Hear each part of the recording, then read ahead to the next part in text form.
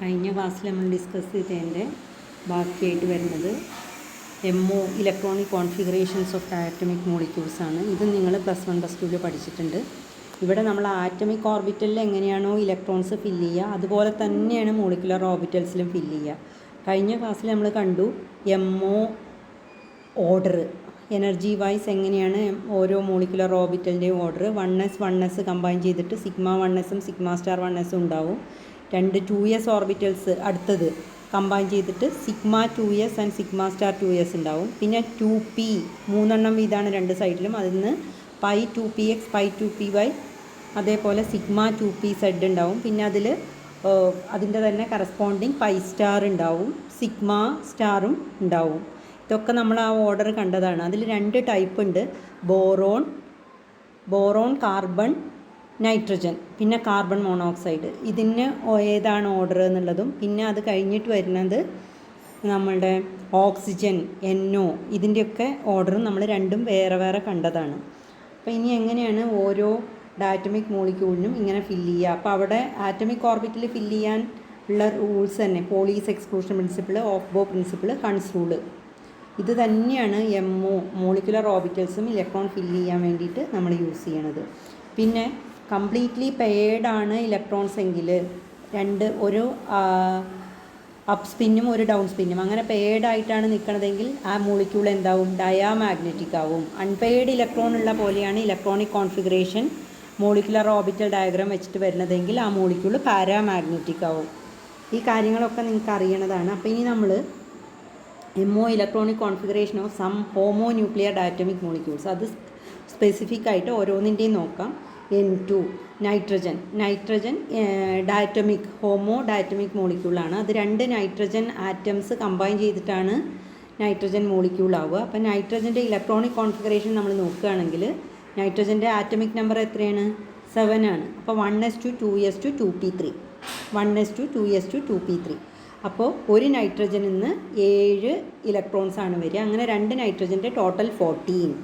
എന്നിട്ട് ഇതിൻ്റെ electronic configuration നമ്മൾ നോക്കുകയാണെങ്കിൽ ഇതാണ് MO ഡയഗ്രാം. 1s നൈട്രജൻ ആറ്റത്തിൻ്റെ ഇന്നർ ഏറ്റവും കോറായിട്ടുള്ള ആറ്റമിക് ഓർബിറ്റൽസ് മുതൽ തുടങ്ങണമല്ലോ. വാലൻസ് ബോണ്ട് പോലെയല്ല നമ്മൾ പറഞ്ഞിട്ടുണ്ട്. അപ്പോൾ 1s σ1s σ*1s അതിൽ ഓരോന്നിലും 1s രണ്ടിൻ്റെയും പെയർഡാണ്. അപ്പോൾ ടോട്ടൽ 4 ഇലക്ട്രോൺ. ആ 4 ഇലക്ട്രോൺ σ1sലും σ*1sലുമായിട്ട് പോയി. അതുപോലെ തന്നെ 2s 2 നൈട്രജൻ്റെയും 2sൽ ഫുള്ളി ഫിൽഡാണ്. അപ്പോൾ അതിൽ ടോട്ടൽ 4 ഇലക്ട്രോൺ ഉണ്ട്. ആ 4 σ2sലും σ*2sലുമായിട്ട് പോയി. പിന്നെ 2p ഓർബിറ്റിൽ 2px 2py 2pz 2 നൈട്രജൻ്റെയും ഓരോ ഇലക്ട്രോണാണുള്ളത്. അതായത് ഹാഫ് ഫിൽഡാണ് ഓരോ പിയും. അപ്പോൾ ടോട്ടൽ 2 നൈട്രജൻ ആറ്റത്തിൻ്റെയും കൂടി ടോട്ടൽ 6 ഇലക്ട്രോൺസ് ആണുള്ളത്. ആ 6 ഇലക്ട്രോൺസിൽ നമുക്കറിയാം നൈട്രജൻ ആകുമ്പോൾ ആദ്യം π2pxഉം π2pyയും ആണ് വരിക ലോവറായിട്ട്. പിന്നെയാണ് σ2pz വരിക. അവിടെ നമ്മൾ ഇലക്ട്രോൺസിനെ ഫില്ല് ചെയ്യുമ്പോൾ total 6 electrons, 3 molecular orbitals bonding ആയിട്ട് അതിൽ 3ലും ഈ ഇലക്ട്രോൺസ് ഫില്ല് ചെയ്ത് കഴിഞ്ഞാൽ ഇലക്ട്രോൺസ് കഴിഞ്ഞു. ഇനി നമുക്ക് വേണ്ടത് from the molecular orbital diagram we can calculate the bond order. Bond order എന്താണെന്ന് നമ്മൾ കണ്ടിട്ടുണ്ട്.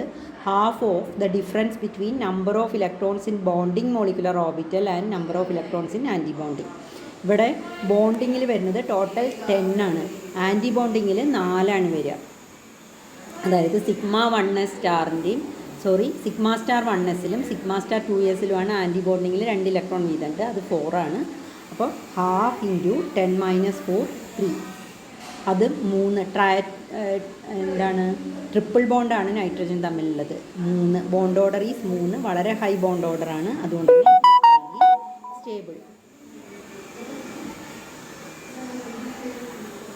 ദെൻ അടുത്തത് അപ്പോൾ പിന്നെ ഇതിൽ അൺപെയർഡ് ആയിട്ടുള്ള ഇലക്ട്രോൺ ഒന്നുമില്ല. So nitrogen N2 is diamagnetic. Similarly for ഓക്സിജൻ്റെ കേസ് എടുക്കുക. ഓക്സിജൻ്റെ കേസിൽ എങ്ങനെയാണ്, ഓക്സിജൻ്റെ കേസിൽ ഇത് തന്നെയാണ് σ1s. ഇതിൻ്റെ ഇലക്ട്രോണിക് കോൺഫിഗറേഷനൊക്കെ നോക്കിയാൽ ഓക്സിജനിൽ ടോട്ടൽ 8 ഇലക്ട്രോണാണ്. അപ്പോൾ 2 ഓക്സിജൻ ആറ്റത്തിലായിട്ട് 16 ആണുള്ളത്. അത് നമ്മൾ σ1s σ*1s σ2s σ*2s. Then ഓക്സിജൻ്റെ കാര്യത്തിൽ വരുന്ന വ്യത്യാസം എന്താണെന്ന് വെച്ചാൽ σ2pz ആണ് താഴെ വരിക.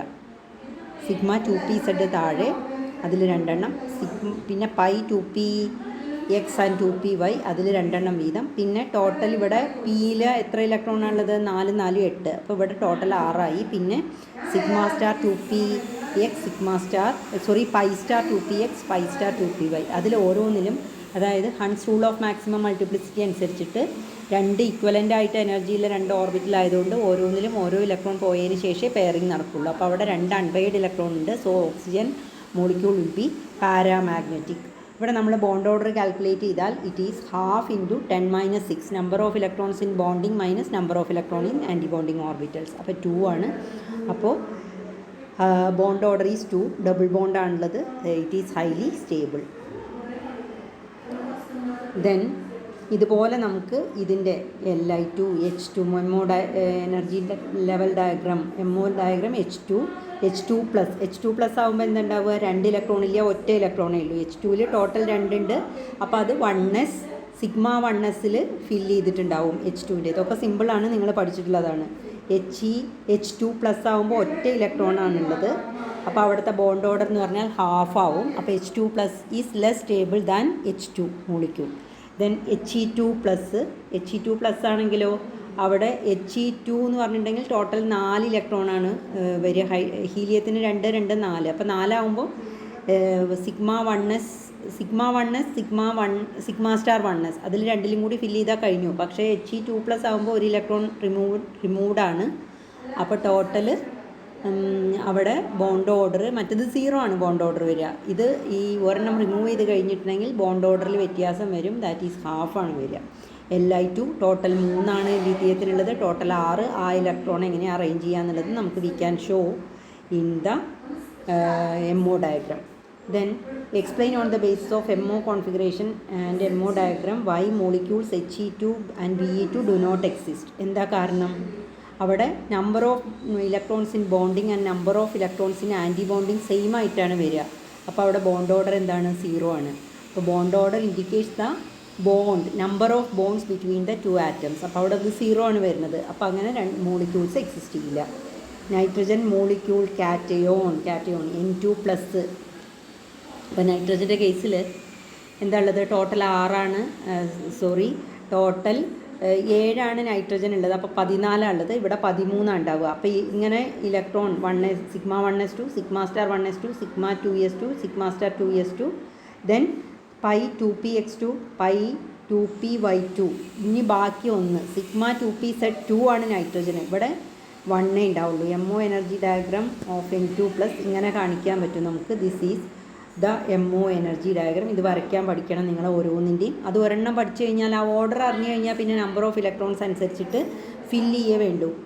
അപ്പോൾ നമുക്ക് ഇതാണ് എംഒ ഡയഗ്രാം ആയിട്ട് കിട്ടുക. അപ്പോൾ ഇവിടെ ബോണ്ട് ഓർഡർ നൈട്രജൻ N2ന് 3 ആണ് വരിക. But here it is half into 9 - 4 ആണ് വരിക, 2.5. അപ്പോൾ N2 മോളിക്യൂളാണ് N2+നേക്കാൾ സ്റ്റേബിൾ ആവുക. കാരണം N2 മോളിക്യൂളിൻ്റെയാണ് കൂടിയ ബോണ്ട് ഓർഡർ.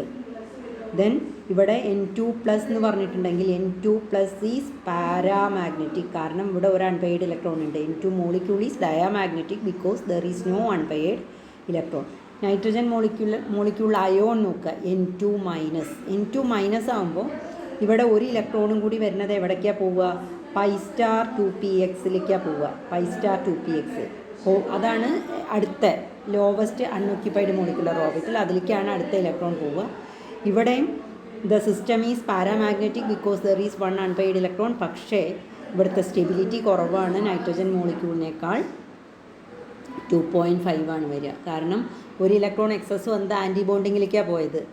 അപ്പോൾ അവിടെ കുറയ്ക്കണത് NB - NA ആണല്ലോ. അപ്പോൾ NA ആണ് കൂടിയത്. അതുകൊണ്ട് 3 - 2.5 ആയിട്ട് കുറഞ്ഞു. Then oxygen molecule cation O2+. അവിടെ നമുക്കറിയാം ഓക്സിജൻ്റെ ഇലക്ട്രോണിക് കോൺഫിഗറേഷൻ ഓക്സിജൻ മോളിക്യൂളിൻ്റെ എഴുതുമ്പോൾ sigma 1s2 sigma star 1s2 sigma 2s2 sigma star 2s2 sigma 2pz2. Then പൈയിൽ 2ലും 2 എണ്ണം വീതം pi star 2px1 pi star 2py0. ഇതാണ് ഇതിൻ്റെ കോൺഫിഗറേഷൻ. ഓക്സിജനിൽ 2 അൺപെയർഡ് ഇലക്ട്രോൺ ഉണ്ട്. ഇവിടെ ഒരൊറ്റ അൺപെയർഡ് ഇലക്ട്രോണേ ഉള്ളൂ. But it is also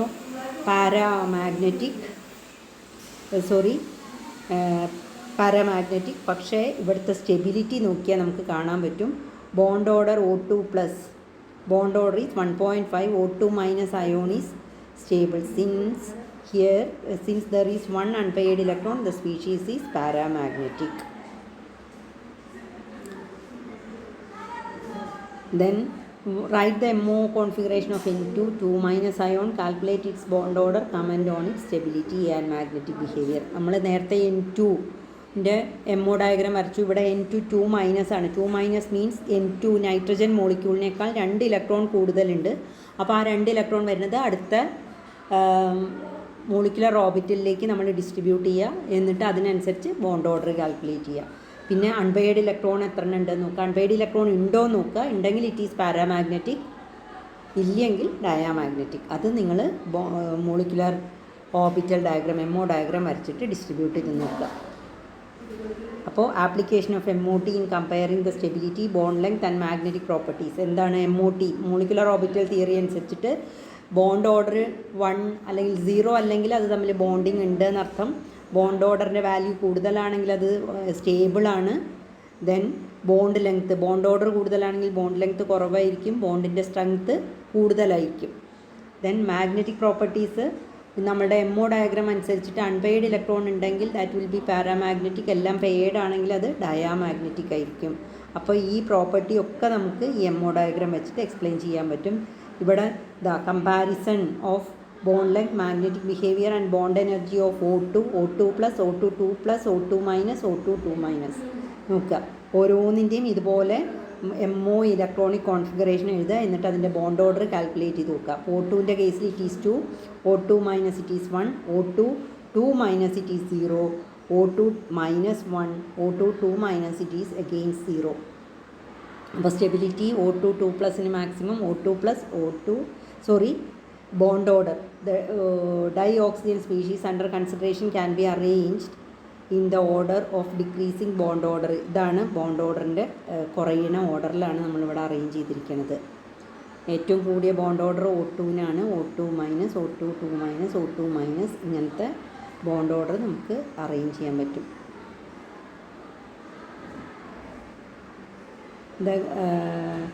greater the bond order the greater is the bond dissociation energy. അതറിയാം, ബോണ്ട് ഓർഡർ കൂടുമ്പോൾ നമുക്ക് ഡിസോസിയേഷൻ എനർജി കൂടുതലായിരിക്കും.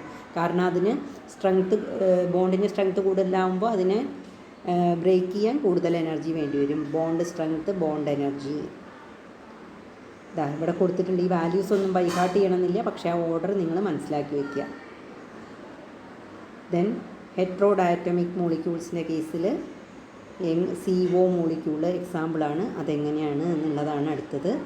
നമുക്ക് അടുത്ത ഒരു വീഡിയോയിലും കൂടിയായിട്ട് ഡിസ്കസ് ചെയ്യാം. ഓക്കെ.